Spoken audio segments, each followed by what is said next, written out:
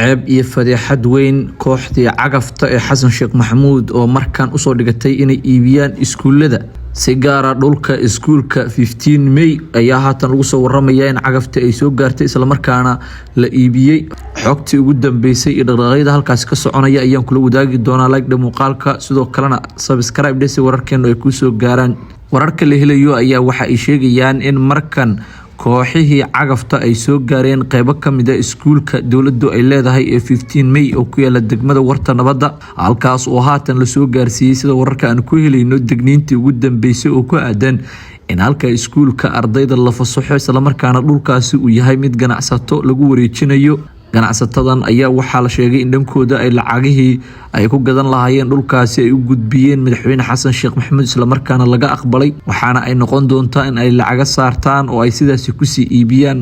dhulka arintan ayaa hadii ay suurto gasho waxay noqon doontaa fadeexad weyn oo dul hoganaysa dawladda uu hogaamiyay madaxweyne Xasan Sheekh Maxamuud oo horay dhulalkii dadka shacabka ah uga barakeysay isla markaana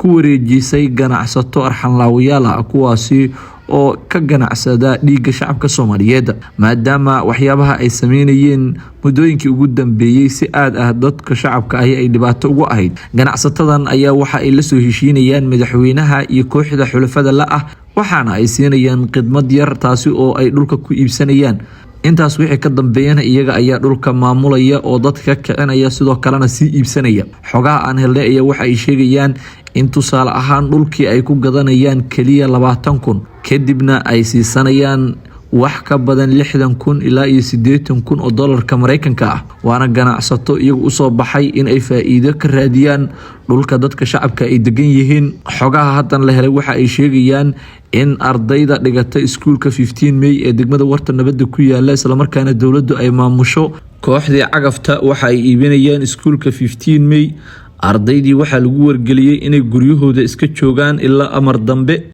waxa xusid mudan in kooxda cagaftu ay horay u iibiyeen jaamacadihii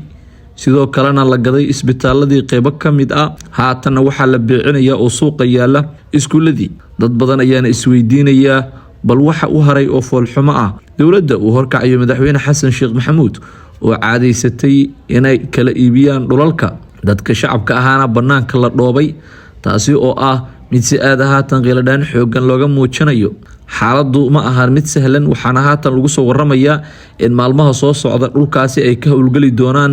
ciidamo loo diyaariyay iyo cagafta intaas kadibna gacanta loo gelin doono ganacsatadii dhulkaasi laga iibiyay haddaba bal adigu sidee aragtidaada qaybta commentiga nagula wadaag